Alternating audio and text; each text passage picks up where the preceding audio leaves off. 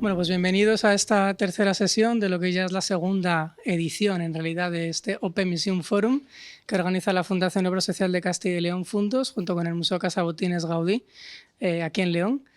Y el canal Saber, el canal de contenidos culturales digitales en línea que se distribuyen gratuitamente por esta gran nube que es Internet y que permite a la Fundación y al museo poder distribuir sus contenidos. En esta segunda edición del Open Museum Forum hemos propuesto a nuestros invitados, todos ellos directores y conservadores de museos, reflexionar sobre la gestión de las colecciones, sobre la naturaleza de las colecciones, sobre la problemática de las adquisiciones, del almacenamiento, de la conservación, del compromiso siempre pues difícil y este hilo frágil entre la difusión y la conservación. Y en esta tercera conversación pues contamos con dos profesionales que prácticamente no necesitan presentación, pero bueno, por cortesía, pues vamos a presentarles, y con una amplísima trayectoria en la gestión de colecciones, como son Guillermo Solana, del Museo Nacional Thyssen-Bornemisza, y Elena López de Hierro, del Museo del Traje. Bueno, Guillermo Solana es doctor en Filosofía y profesor de Estética y Teoría de las Artes en la Universidad Autónoma de Madrid. Y bueno, desde 2005 es el director artístico del Museo Nacional Thyssen-Bornemisza, una de las principales instituciones de cabecera no solamente en los museos, sino también en las colecciones de bellas artes, ¿verdad?, nacional e internacional, que hay en nuestro país y también en Europa. Es especialista en pintura de finales del siglo XIX y principios del siglo XX, pintura europea, especialmente vanguardias. Ha comisariado exposiciones monográficas pues, totalmente rompedoras, innovadoras y casi pioneras en nuestro país, como por ejemplo las que ha dedicado a Gauguin, que fue una de las primeras, si no me equivoco, en hacerse en nuestro país, las que ha dedicado a Cézanne, Cid non Cid, ¿verdad? Recientemente al Lescats, pero también Pissarro, en fin, impresionismo francés, un amplio abanico de temas. Y Elena López de Hierro es licenciada en Historia del Arte por la Universidad Complutense de Madrid, es conservadora de museos desde 2005, donde entró a trabajar en el Museo del Traje, que es la principal institución de cabecera o de referencia, por así decirlo, en la moda y el arte textil en nuestro país, no solamente en nuestro país, me atrevería a decir que casi en Europa, ¿no? Una de las principales o más importantes y además en constante crecimiento. Empezó a trabajar en el departamento de colecciones, después pasó al departamento de difusión y exposiciones y ostenta la dirección del museo desde 2011, lo cual pues, le ha dado pues una visión bastante amplia, ¿verdad?, de todo el trabajo multidisciplinar que se hace en los museos. Y a estos dos profesionales les hemos propuesto hablar sobre la gestión de colecciones complejas en diferentes grados de complejidad, complejos por la conservación, que implican, por ejemplo, una colección de textiles, como decía, este compromiso entre conservación y difusión, pero también complejos en la gestión de colecciones de origen particular o incluso colecciones particulares depositadas en museos, como es el caso del Museo Nacional Thyssen-Bornemisza, que tiene estos dos tipos de gestión. Y sobre ello les invitamos a dialogar en este diálogo, que esperamos que sea fluido, tranquilo, amigable y, bueno, pues como dicen los ingleses, the floor is yours. Espero que amigable, Guillermo, porque si no, la tenemos. Yo creo que sí. Sí. Yo admiro muchísimo las colecciones del Museo del Traje y les debemos mucho a ellos. El Museo Thyssen ha tenido una temporada en que hacíamos exposiciones de arte y moda. Se nos agotaron los proyectos en un momento, pero tuvimos mucha pasión por hacer estos proyectos y no hubieran sido posibles sin las estupendas colecciones del Museo del Traje. Recuerdo Hubert de Givenchy, Sorolla y la moda, Balenciaga y la pintura española, y Picasso, Chanel, y en todas estas ocasiones el Museo del Traje y Elena en particular han sido muy, muy generosos con nosotros. Elena, ¿tu sueño era dirigir el Museo del Traje? Desde que No. entraste... No, en realidad no. He de decir que yo soy conservadora de museos y creo que los temas que no me estudié para la oposición fueron los de indumentaria. O sea, lo cual da una idea de dónde acaba uno, ¿no? Dónde empieza y dónde acaba. Pero sí es cierto que cuando entré en prácticas, en realidad, una vez que aprobé la oposición en el museo, me encantó, me fascinaron las posibilidades que tenía la ropa como lenguaje y como medio de comunicación.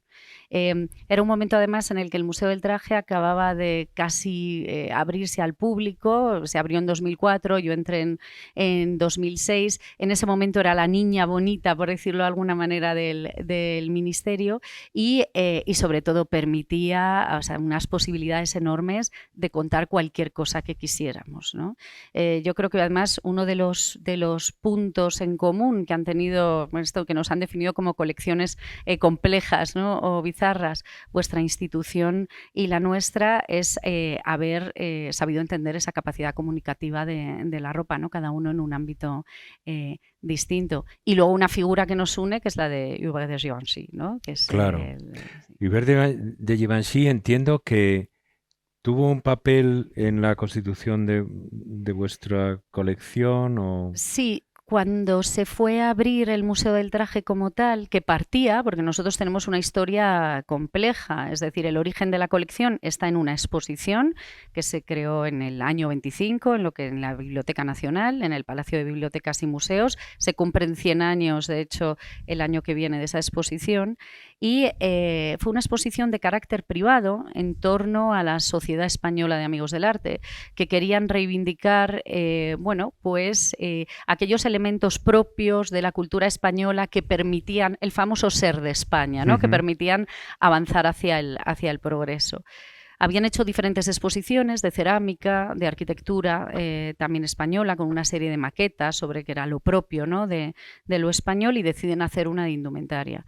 Ahí hay una recopilación enorme por todo el territorio nacional. Perdona, ¿era la primera exposición del traje español que se hacía, la del 25? Sí, es la primera que se hacía y es la primera vez que se hace una exposición de indumentaria, y esto es lo más interesante, con un carácter científico, ¿no? El método geoetnográfico de Luis de Hoyos, que lo que en realidad sienta las bases de lo que son los estudios de moda y de indumentaria en el futuro, que no hay que modificar las piezas, que hay que recoger cómo se llama cada una de las piezas en cada uno de los territorios, que hay que documentarlas, las fuentes orales, etcétera. A partir de ese momento se decide crear un museo del traje que después será absorbido por el Museo del Pueblo Español, que es un museo republicano del año 34, que lo que quiere es recoger toda la cultura material de las distintas formas de vida en España, ¿no? Y ese gran proyecto, que también era una iniciativa de Luis de Hoyos, queda truncado con la Guerra Civil, porque quieren inaugurar, claro, estaba todo preparado en realidad, donde está hoy el Senado, en el Palacio de Godoy, para inaugurar en el 36, ¿no? En octubre del 36. Queda totalmente anulado por la guerra. Finalmente es un museo que va a estar en diferentes dependencias muchísimos años en ese Palacio de Godoy y luego ya en los 70 en otras dependencias estatales, pero que nunca abre, únicamente unos añitos en los 40, un año en el 60 y luego del 71 y al 73. Pero lo interesante es que mientras tanto hay un director. Durante 10 años era Caro Baroja, por ejemplo, y hay unos conservadores... El perfil de antropólogo. Totalmente, recopilando piezas, recopilando y estudiando y recopilando piezas en sótanos, ¿no? Y en diferentes lugares totalmente cerrados. Finalmente les desalojan del Palacio de Godoy, están por ahí deambulando en diferentes lugares, hasta que recalan, una vez que abre el Reina Sofía y se cierra el Museo Español de Arte Contemporáneo, que es la sede arquitectónica en la que estamos ahora, recalan en ese edificio. Se transforma, esto tiene un final, estoy aquí, pero se transformará en el Museo de Antropología, en una de las dos sedes del Museo de Antropología, en el año 93, y finalmente, mientras se trabajaba en esa línea antropológica, aunque nunca abrió al público, excepto para exposiciones temporales, se decide en el año 2002 crear el Museo del Traje. Y digo que esto tiene un final porque en ese momento Hubert de Givenchy fue uno de los que apoyó enormemente la creación de un Museo del Traje traje, que hasta entonces, en materia de indumentaria, lo que tenía era colecciones sobre todo de corte tradicional y que había empezado muy recientemente, en los 90, a adquirir alta costura española, y ya en el año 2003 la colección de Fortuny. Y ahí Givenchy lo que hace es que, una vez que se le cuenta el proyecto, decide apoyar el museo de una manera total y convencer a un montón de clientas suyas para que donen sus valenciagas, sus propias piezas, etcétera, y crear un gran fondo en realidad de lo que es la alta costura internacional, ¿no? Que fue un apoyo fundamental para el museo. Es muy famosa vuestra colección Fortuny. Sí. ¿Y vuestra colección valenciaga también, entiendo? Yo creo que es más famosa Fortuny, sí. Porque Fortuny es una colección que se adquirió a una coleccionista, ¿no? Vosotros de coleccionistas además sabéis mucho, suiza, se llama Lieselotte Oes, que adquirió gran parte de la colección que tenía la mujer de Fortuny, ¿no? Henriette Negrin. Y es probablemente la colección de indumentaria de Fortuny, no de tejidos, más grande que existe. Son una gran cantidad de piezas que incluyen delfos. De hecho, vosotros, ¿no?, habéis varias... Siempre que tenemos ocasión nos pedimos un delfos. Sí. En la exposición de Sorolla hubo sí. uno, y ahora estamos preparando una exposición para el final del invierno, a primavera, sí, sobre Proust y las artes, donde tenía el comisario es Fernando Checa y quería un delfos. Entonces le pedimos a Elena, sí, y nos dijeron, bueno, de todos los delfos que tenemos, que no me acuerdo cuántos tenéis, pero son como 7 u 8, sí, pues vamos a estudiar cuál os podemos prestar, porque hay algunos que están más frágiles o que han viajado más. Sí, que tenemos muy prestados. De hecho, nos alegra mucho esta exposición de Proust, porque nosotros, cuando alguien pregunta por Fortuny, ¿no?, ¿y quién es Fortuny? Alguien que no sabe quién es, el de Proust. Entonces ya todo el mundo encaja perfectamente quién es Fortuny según el libro. Esa colección de Fortuny es una de las joyitas de la corona, en realidad. Yo te quería preguntar, ¿cómo se pasa de Caro Baroja a Givenchy y vuelta? Es decir, porque tenéis unos orígenes como antropológicos, incluso sí, el vestido folclórico, tradicional, pero luego un museo como el Museo del Traje, la gente lo identifica más con el Vogue o con Bazar, ¿no?, con la moda. Pero ahora hay una vuelta a un punto de vista antropológico o... Más sociológico. Más sociológico. Sí, yo creo que esa ha sido un poco la reconversión. Es decir, que cuando yo entré en el museo, por ejemplo, acababa de crearse y era un museo que claramente se dedicaba a una moda que estaba todavía adquiriendo, porque no tenía los fondos suficientes para dedicarse a un lenguaje moda-moda, ¿no?, como el que dices de Vogue o en fin, de Harper's Bazaar. Pero evidentemente nosotros custodiamos toda esa gran cantidad de fondos. Nuestra colección, para que os hagáis una idea, tiene 200.000 piezas y no para de crecer. Recibimos una gran cantidad de donaciones, compramos además mucho gracias a la Junta de Calificación, que es el organismo del Ministerio que nos compra a nosotros. ¿Os compra a vosotros? No. No, nosotros es que no. Esto no lo sabía, no lo sé. No, Vamos, pero nosotros... Aprovecho. No, luego hablaremos de eso, pero el Museo Thyssen no hace adquisiciones, nunca las ha hecho, porque la familia no quería que se desdibujara el perfil original de la colección. Claro. Entonces, lo que tenemos son depósitos de obras adquiridas por miembros de la familia Thyssen, sí, pero el museo no crece. Pero en realidad es una bendición, porque tenemos una colección de 800 piezas. Entonces 800. No tenemos ni la mitad del trabajo que tenéis en cualquier sitio. Está todo estudiadísimo, restauradísimo y tal, porque claro, sí, no tenemos 200.000 como lo que habitualmente los museos, sí, tienen cuando cuentas además, sí, la obra gráfica, las fotografías, y son, sí, centenares de miles de, sí, piezas, cualquier, sí, museo que se precie. Y nosotros tenemos una colección muy modesta en número, entonces está toda muy bien inventariada y tal. Eso me da envidia.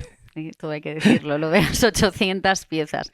No, la nuestra es muy grande, tenemos todo ese Museo del Pueblo Español enorme, bueno, decidimos en un momento dado que lo que mostrábamos era sobre todo de corte sociológico, ¿no? Y volviendo a tu pregunta anterior, porque nos encontramos en un momento dado con un carácter bastante bipolar en nosotros mismos. Es decir, hacíamos exposiciones de pastores o de, en fin, la alimentación o la lactancia en el siglo XIX, junto con la influencia del clasicismo en Versace, ¿no?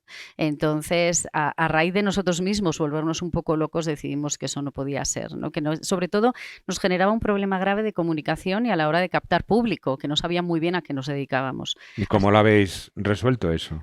Pues lo resolvimos en una primera etapa centrándonos en moda, sobre todo, es decir, en moda en un sentido amplio, indumentaria antes del capitalismo y después en moda a partir del sistema de la moda en el siglo XX, y luego con una remodelación que hicimos de toda la permanente en 2021, en la que decidimos establecer una serie de... nuestra exposición permanente es cronológica, eso se mantiene, tenemos un arco temporal entre el siglo XVII y el año 2000, aproximadamente, pero decidimos meter una serie de elementos transversales que hacían un hilo conductor a lo largo de toda la producción, de toda la exposición. Nos interesan los sistemas de producción, los sistemas de difusión de la moda y luego la mirada de género, que es algo consustancial a un museo que se dedica a la imagen. Dentro de esos sistemas de producción nos estamos adentrando en algo de lo que sabéis, bueno, vosotros, miro a Andrés Gutiérrez Usillos y a ti, en el decolonialismo, ¿no? De hablar precisamente de sistemas de producción, de cómo se extraen las fibras que luego acaban en el mercado textil, por ejemplo, en Europa. ¿Y cómo manejáis en las colecciones, puesto que el foco de nuestra conversación son las colecciones? Todas esas donaciones, ¿tenéis depósitos de privados? Pues depósitos tenemos. A partir ¿Pero la de mayoría son donaciones? ¿O? La inmensa mayoría de nuestras, sí, de nuestras Yo recuerdo que Tita tiene tiene un vestido que le hizo Pedro Rodríguez. Tenemos uno de Givenchy también, de ella, amarillo. Yo recordaba el de Pedro Rodríguez, pero de Givenchy probablemente también. Sí. Y eso estará donado. Eso está donado, sí, efectivamente. Nosotros Los donantes nos dan la lata. Mira, nosotros Exigen tenemos una muchas relación cosas. súper sentimental con nuestros donantes, Ya. porque lo que donan es ropa. Es decir, nos ha pasado, quizás sí la anécdota un poco más sentida, es un señor que vino un día con una maleta llena de sombreros, pidió hablar conmigo, yo estaba ahí y entonces claro, la ropa es algo muy íntimo y yo creo que de todos los objetos de la vida cultural, de la cultura material en realidad, es lo más íntimo. Lo de la segunda piel sí que tiene mucho sentido, ¿no? Como símil. Y de repente llegó un señor y dijo, es que traigo estos sombreros. Yo le dije, mire, este no es el procedimiento es que usted nos avisa, nosotros vamos a verlo, o manda unas fotografías, nosotros decimos que nos interesa, que no, qué tal, pero así yo no se lo puedo aceptar. Si no queréis, lo tiráis. No lo podemos tirar porque no es nuestro, la propiedad, el no sé qué, el no sé cuántos. Y claro, de repente dice, es que se murió mi mujer ayer y yo no puedo tenerlo en casa, ¿no? Ese tipo de cosas son las que nos ocurren muy a menudo. Nuestras donaciones suelen venir o por mudanzas, ¿no? Tengo una casa más grande, me voy a una más pequeña y encuentro todo esto, o mucho por fallecimientos, claro. Pero al mismo tiempo, o sea, es totalmente cierto eso que dices de la intimidad de la ropa, claro. Y cuando alguien fallece, lo primero es qué se hace con la ropa, ¿no? Y hay toda clase de decisiones, hay gente que lo conserva en el armario 20 años y gente que se quiere deshacer inmediatamente de ello. Pero también me ha llamado la atención cuando hemos hecho exposiciones de moda de la manera en que alegremente se habían dilapidado, se habían perdido las propiedades de vestidos, de trajes de otra época y apenas, o sea, no había grandes colecciones privadas españolas donde se conservaran modelos de diseñadores famosos. Había como una falta de aprecio por el valor permanente que esas piezas podían tener. Quizá comparado, seguramente en Europa, en otros lugares, podría haber ha habido un mayor aprecio, no lo sé, pero nos costó encontrar cuando Sorolla y la Moda... Eso es lo que os iba a decir. Sorolla y la Moda, vosotros hicisteis un gran rastreo, además a través de colecciones Claro, y privadas. encontramos, por ejemplo, la colección esta canaria de la política que era de Coalición Canaria, ¿cómo se llama? Sí, sé cuál es, pero que no recuerdo la el nombre. familia conservaba, Sí. pero era una excepción. Y en Málaga Y en encontrasteis Málaga, también un efectivamente. coleccionista. Pero eran excepciones. Y te voy a Sí. decir una cosa, nos pasó con Sonia Delaunay cuando una conservadora nuestra hizo una exposición monográfica de Sonia Delaunay. Sabíamos que Sonia había abierto una tienda en Madrid, Sí. Casa Sonia. Y entonces había fotografías en blanco y negro, se había Sí, recuerdo el publicado los escaparate, modelos, además. ¿recuerdas? Sí. Y entonces dijimos, seguro que aparece algo. Todo había desaparecido. Es verdad que aquí hubo una guerra civil y desaparecieron muchas cosas y hubo casas que fueron, en fin, asaltadas o que se quemarían o lo que fuera. Pero ni una sola pieza textil pudimos recuperar de Sonia y había mucha documentación fotográfica. Y conocíamos los nombres de Nosotros con familias. Sonia Delaunay también hemos estado buscando a lo largo de los años. Y nosotros acudimos también a Sí, vosotros. y nada, y totalmente imposible. Salió una pieza en una subasta hace unos años, pero a un precio totalmente desorbitado, que desde luego nosotros no podíamos acceder. Pero es verdad, o sea, es verdad que la ropa, igual que tiene ese valor sentimental, también tiene un valor de uso cotidiano. Es decir, que nosotros al final conservamos únicamente aquello de aquellas clases para las que la ropa no acaba en paño, que son 4 gatos dentro de lo que es la sociedad, ¿no? Porque esas piezas, por ejemplo, nos pasa mucho, el 18 se conserva muy bien y tenemos muchas piezas precisamente porque eran piezas tan caras que ni las lavaban. Es decir, esas sí que se pasaban de padres a hijos, acababan bien guardadas en un baúl, en un arcón, etcétera. Pero a raíz del movimiento en el que la ropa es muchísimo más de usar y tirar, entre comillas, eso desaparece, ¿no? Ese cuidado con las piezas. Luego también hay un tema con el coleccionismo de indumentaria que se pone muy de moda a finales del siglo XIX como un tema de estatus burgués propio sobre todo en España de Cataluña, ¿no? Que tenía una grandísima industria textil, con las indianas, pero que conservar indumentaria como coleccionista es dificilísimo. Primero porque no te permite lucirlo. O sea, tú tienes una colección de cuadros o de lo que sea y los pones en tu casa. Pero ¿qué haces con una colección de trajes? Si los vistes en maniquíes cada vez que vas por un vaso de agua te da un infarto del susto, ¿no? Si los tienes ahí puestos. Y que el textil es complicado. Tiene que estar muy oscuro, en fin, con diferentes... Una cosa, te iba a hablar de eso precisamente. Una cosa que a mí me llamó la atención como profano absoluto cuando íbamos al Victoria and Albert o íbamos a Palais Galiera o donde fuera, o al Museo Textil de Terrassa, es la enorme fragilidad de las piezas y cómo las exigencias de conservación son mucho más elevadas que las que se refieren a los cuadros.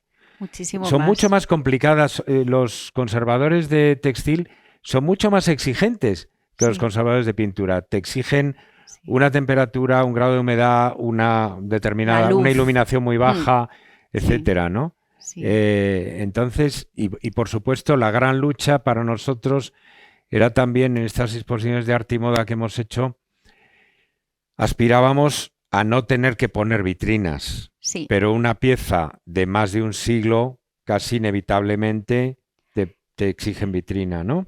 Eso no nos quieren mucho, la verdad, con estos requerimientos, que también exige, bueno, pues una cierta cintura entre los departamentos de conservación y los departamentos de exposiciones. Nosotros partimos de la base que de lo que no se conoce no se conserva, y más en materias como las nuestras, que siempre han sido un poco secundarias, ¿no? Respecto al imaginario colectivo. Pero sí es cierto que una de las grandes peticiones que tenemos es el de exponer sin vitrina. El tema de la vitrina es sobre todo por el polvo.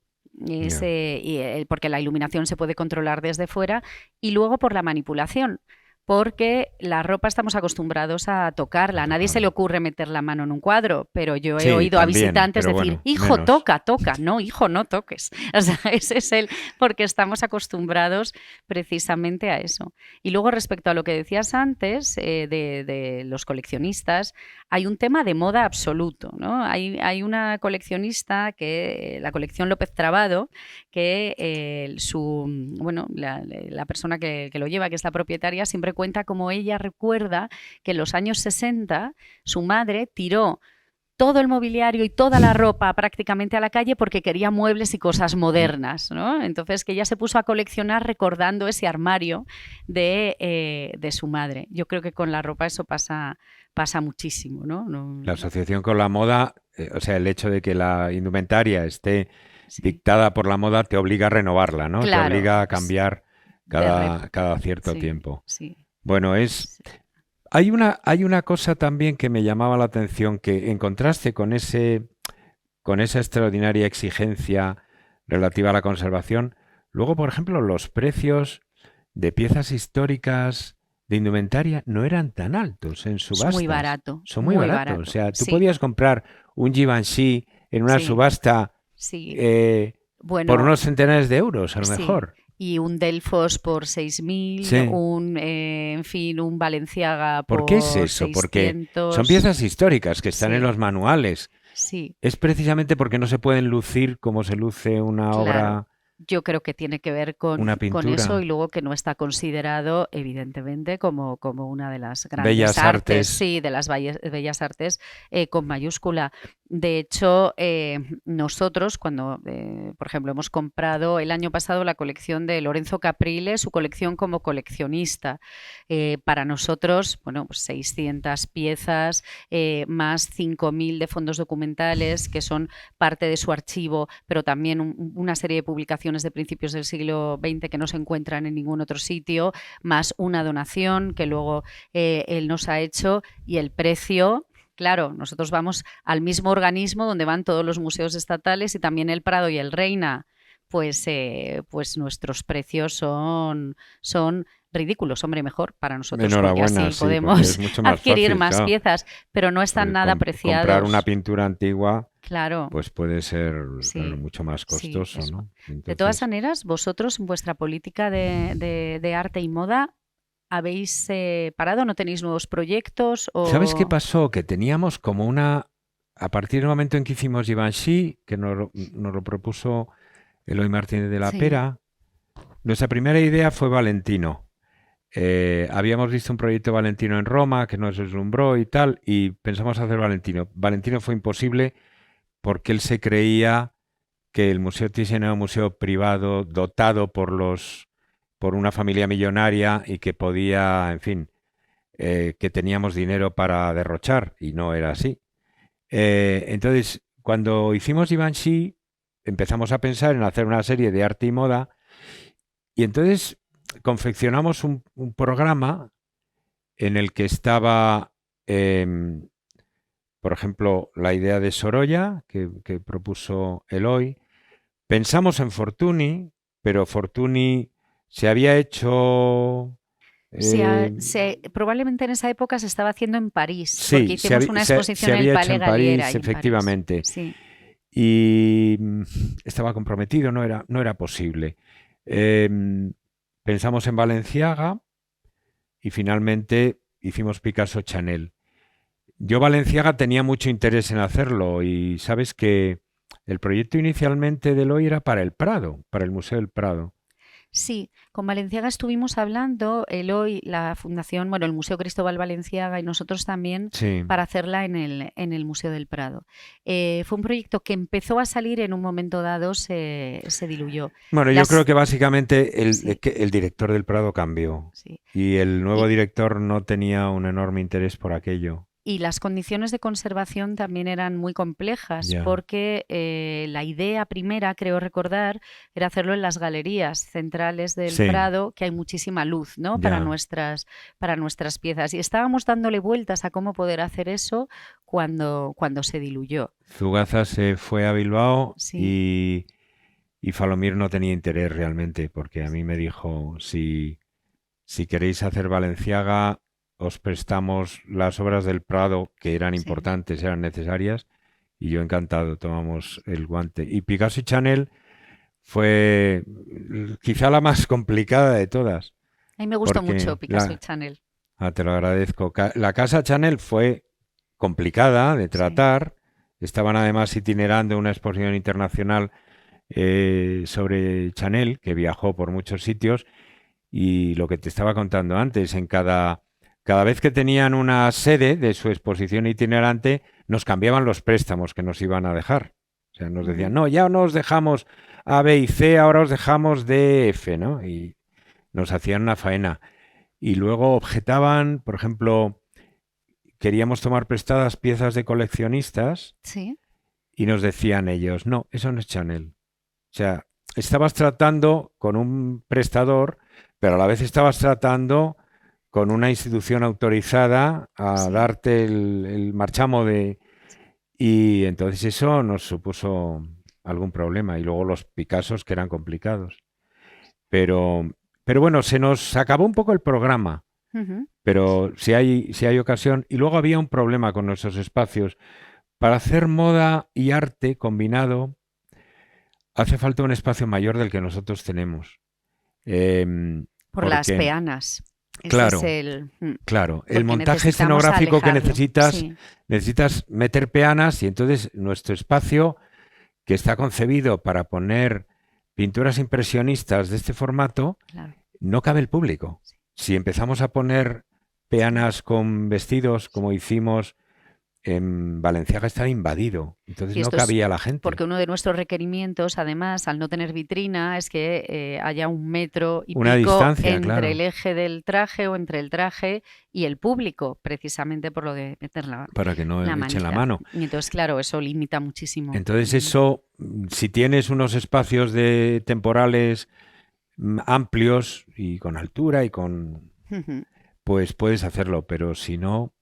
entonces, al final no eran tan eficaces en términos de público, las exposiciones no eran tan rentables porque teníamos que reducir el aforo, porque no cabía la gente en ¿Cuál de todas ellas es la que más público ha recibido? ¿Valenciaga? Valenciaga. Sí, Valenciaga. sí. Picasso Chanel también fue bien, pero entre que estaba muy oscura. Eso es otra dificultad, Sí. claro, que teníamos que mantener las salas en una oscuridad mucho mayor de la que las pinturas nos habrían permitido. Una pintura al óleo pues, te admite muchos luxes. Y Lo nuestro es muy oscuro, son 50 de Claro, máximo. una pintura, Sí. mira, las pinturas de Peter Halley que tenemos ahora en la primera planta están iluminadas porque el artista lo quiso a 300 luxes, o sea, algo así, una burrada.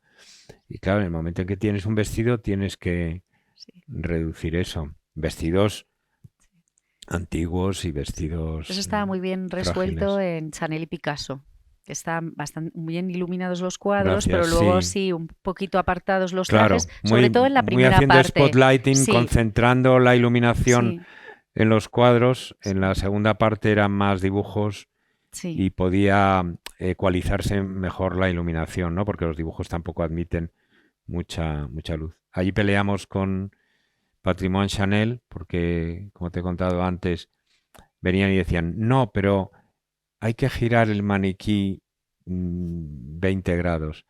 Yo tuve allí que lidiar la comisaria por una parte y la coordinadora de la exposición tenían ya sus ideas muy determinadas, muy fijas, y cuando llegaban las de Patrimoine Chanel era como asesinarse mutuamente porque tenían como conceptos ligeramente distintos de cómo exponerlos.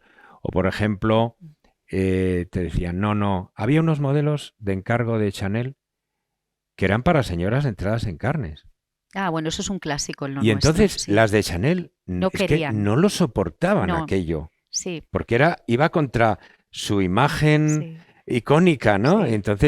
Entonces se ponían allí a querer ajustar los modelos para falsificar. Es una pelea total que de verdad, o sea, la democratización en realidad de los museos de indumentaria ha pasado por algo muy básico, que es poner los trajes tal y como es la gente, porque había una tendencia, yo me acuerdo cuando entré en el museo, a querer, bueno, directamente nosotros no podemos meter los trajes, ¿no? Como se puede hacer, por ejemplo, en determinadas casas privadas o de patrimonio, pero directamente lo que ellas consideraban señora gorda iba al almacén. Es decir, no se podía exponer, solamente el de personas muy jóvenes. Te diré que las de Chanel querían meter, ¿eh? O sea, querían meterlo, ajustaban, hacían ajustes las en el pinzas.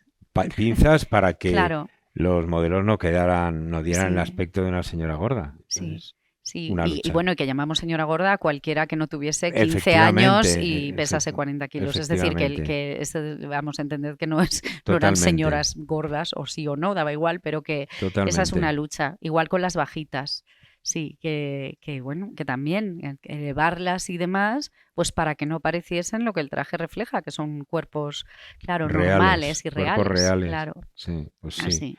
Pero bueno, ha sido una experiencia muy, muy interesante la de arte y moda y volveremos sobre ella. La gente nos pregunta que por qué no hacemos más arte y moda, o sea que nos plantearemos hacer algo más. Y ya te digo, en Prus estamos metiendo algunas piezas de indumentaria como ahí, pero bueno, más como un complemento. Ya sé que no te gusta lo del complemento, pero más, bueno, pero los libros también son un complemento y la obra gráfica también es un complemento de lo fundamental en la exposición, que son las pinturas. Sí, eso es porque hablábamos antes, ¿no?, de que a nosotros nos llega mucha petición del tipo, pues voy a hacer una exposición de lo que sea y quedaría muy bien un hombre y una mujer del 18. Pues no te lo prestamos. O sea, nuestras piezas en realidad tienen una importancia dentro del discurso, o tampoco conviene que las sometamos además a demasiado tute de conservación por eso. Pero bueno, no es el caso de esta exposición. También las pinturas, los conceptos expositivos pueden ser muy caprichosos. Sí. También hay quien te pide un Picasso para una exposición sobre, yo qué sé, el amor en la historia del arte, y entonces quieren un Picasso de primera. La gente te pide las cosas para lo que le viene bien, a veces sin atender a que determinadas cosas son demasiado importantes para utilizarlas de esa manera tan servil, ¿no? Tan secundaria o tan auxiliar, ¿no? Sí, y el trabajo que generan, además, ¿no?, a la hora de prestar o de no prestar. Eso pasa mucho. El museo se reciben muchas peticiones para exposiciones muy genéricas, temáticas, y te piden obras maestras, ¿no? Entonces se suele denegar, claro. ¿Prestáis mucho vosotros? Prestamos mucho, porque yo entiendo que mientras la seguridad de las obras esté garantizada, y tratándose de instituciones, de museos y de buenos proyectos, es una garantía de poder hacer tú exposiciones en el futuro, el mantener el intercambio, la reciprocidad con museos del mundo, ¿no? Entonces sí prestamos todo lo que nos permite el estado de las piezas y nuestro patronato también, que a veces pues no es partidario de prestar determinadas cosas. Antes éramos más restrictivos en el museo, ahora prestamos algo más. El museo ha cambiado en eso, se ha vuelto más abierto.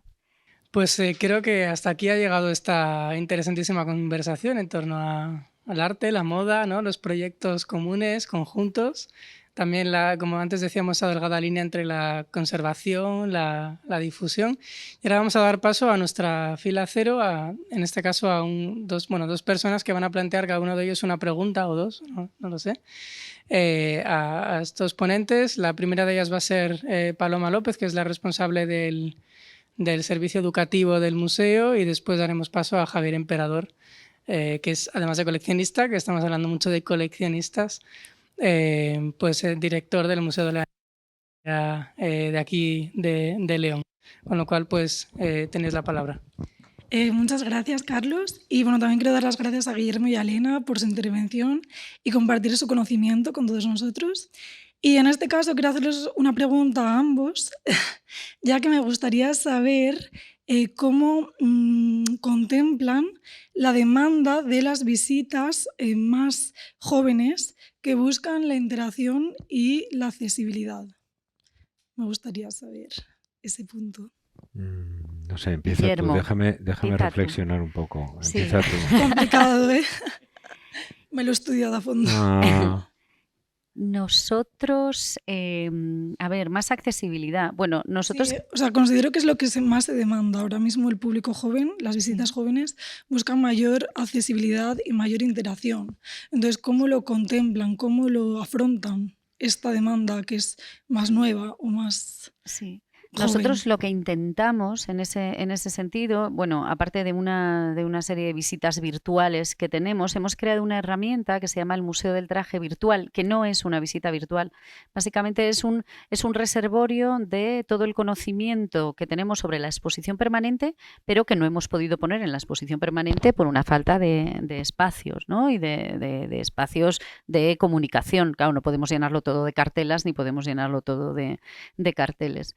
Y está funcionando muy bien porque ahí incluimos no solamente información más ampliada de cada una de las piezas, sino que contamos el contexto por el que hemos expuesto esas vitrinas de una determinada manera y lo acompañamos de música de la época. Nuestra exposición es cronológica, de comentarios de los conservadores, pero desde los restauradores, los conservadores, los compañeros que se dedican a la difusión, etcétera, y además con pues una textilteca, vocabulario, es decir, todo lo que se nos va ocurriendo lo vamos poniendo ahí precisamente para intentar acceder a un mayor tipo de públicos posibles desde un punto de vista también de la generación del conocimiento.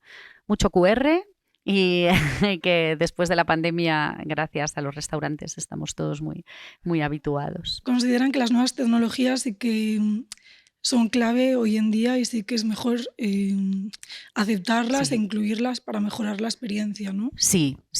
O sea, vamos, básicamente el móvil. O sea, nosotros sí que tenemos todo esto está dirigido en realidad a que el visitante con su móvil pueda ir viendo ese contenido o aprendiendo más de la exposición o viéndolo en casa, ¿no? Y que se lo pueda descargar y tenerlo en casa tranquilamente. También lo hacemos desde hace ya muchos años para las actividades educativas. Todo se puede descargar. Yo creo que ahí el Thyssen, además, sois pioneros en todo lo que es educación en museos. Tiene un departamento súper potente y nosotros intentamos también seguir esa estela. Y luego mucha campaña en redes, claro. Desde exposiciones en las que el público decide, ¿no? Algunas de las piezas, por ejemplo, de la exposición, hasta decisiones también del público online sobre qué pieza restaurar, de dos, ¿no? Ese tipo de cuestiones.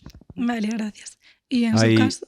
Sí, por responder a tu pregunta, como ha dicho Elena, bueno, nuestro Departamento de Educación es muy activo. Yo no voy a sacar pecho por eso porque ya era un departamento prestigioso cuando yo llegué al museo y tiene una actividad inabarcable que va desde las visitas de los colegios, la actividad con la comunidad educativa, los talleres familiares, individuales, el trabajo con grupos con diversidad funcional, con comunidades desfavorecidas o como se le quiera llamar.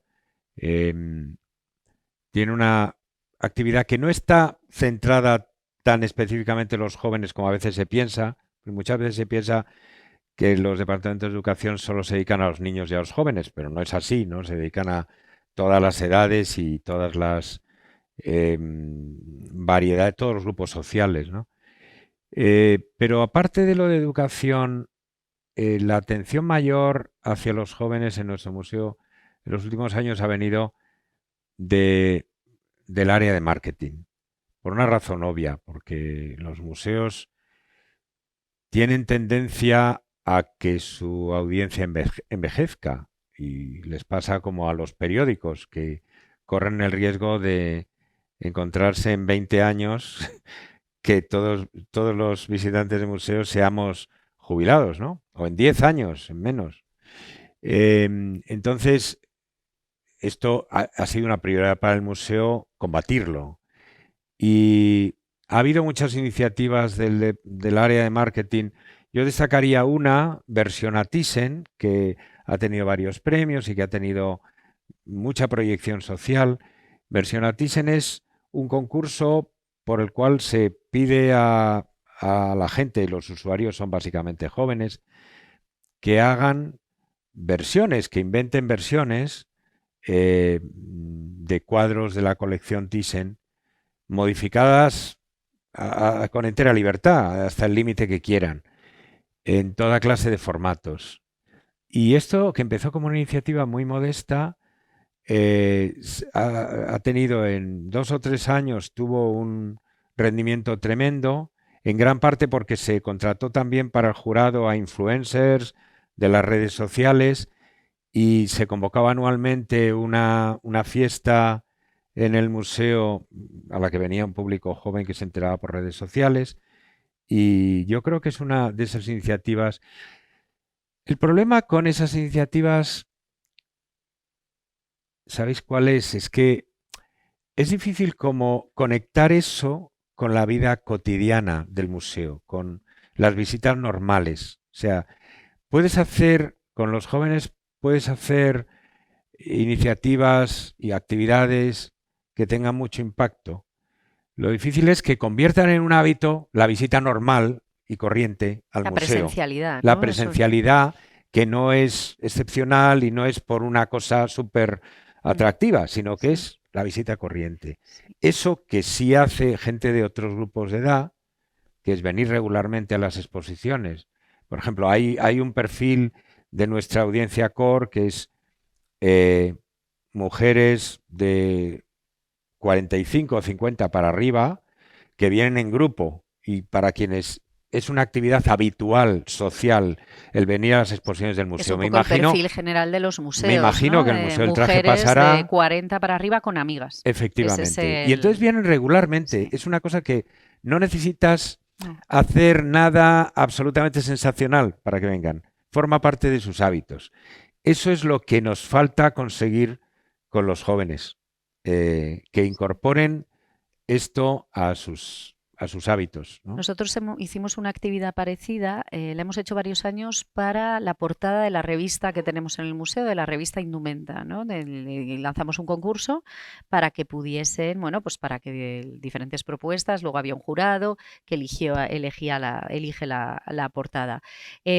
Lo que hemos hecho para intentar que todos aquellos que nos conocen por redes pero que no vienen aparezcan era directamente invitarlos, pero has ganado esto, pero tienes que venir, ¿no?, para que veas el museo y tal. Y luego esas personas nos han servido muy mucho de prescriptores, que se dice ahora, a la hora de bueno, pues de hablar del museo en redes, de decir, pues visité tal y vi el almacén y tal, y conocer nuestras colecciones. Pero sí estoy de acuerdo que luego es diferente. A veces funcionan como dos mundos paralelos, ¿no? Bueno, primero agradeceros un poquitín el haber estado pasando esta tarde con vosotros, ¿no?, que siempre nos es tan bonito aprender, ¿no?, de los demás.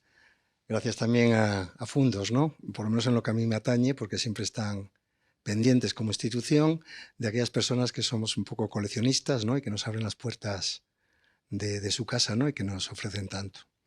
Y bueno, y especialmente, bueno, estoy muy emocionado por tu presencia, porque yo me estoy vinculado al mundo de la indumentaria y para mí el Museo del Traje es algo, es casi como, bueno, como un hito, ¿no? Te voy a interrumpir un momento, pero yo a Javier lo conozco porque vino un día vestido de Maragato al museo. Es decir, que es él.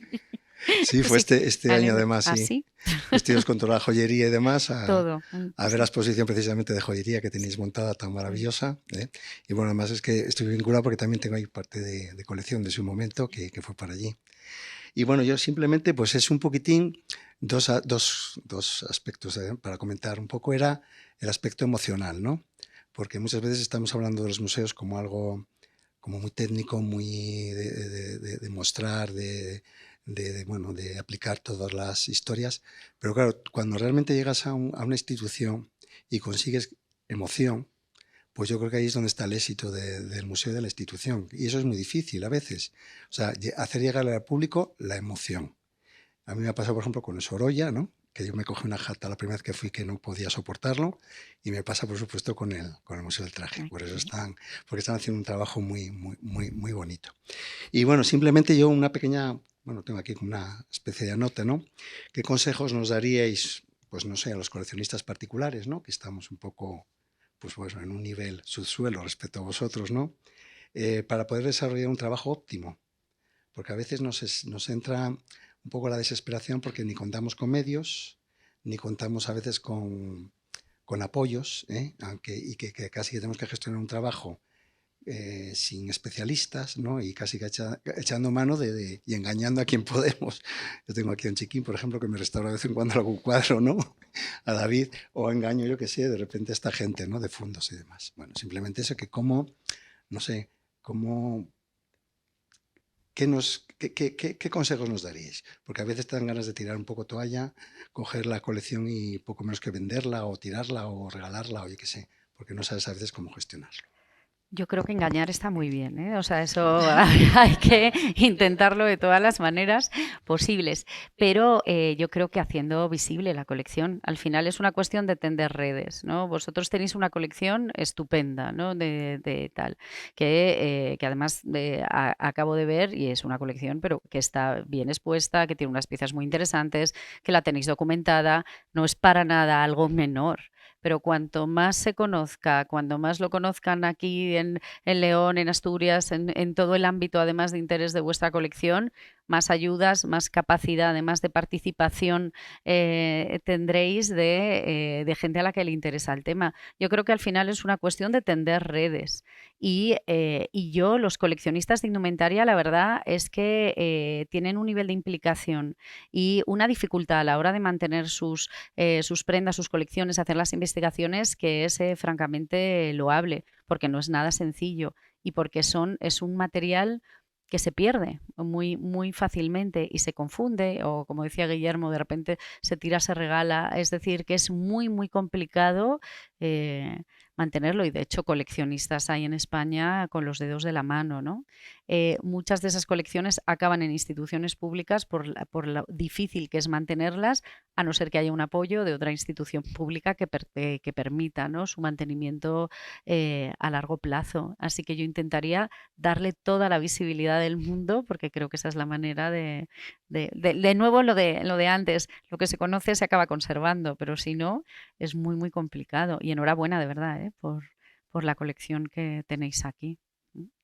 Muy bien, pues hasta aquí llega esta tercera sesión de esta segunda edición, como decíamos, del Open Museum Forum. Muchas gracias, Guillermo, muchas gracias, Elena, por vuestra presencia en esta casa, que ya es vuestra casa también, y en esta ciudad. Y bueno, muchas gracias también, por supuesto, a los espectadores que nos siguen en diferido a través de nuestro canal Saber y que no se pierden ninguno de los contenidos digitales culturales que colgamos en esta plataforma.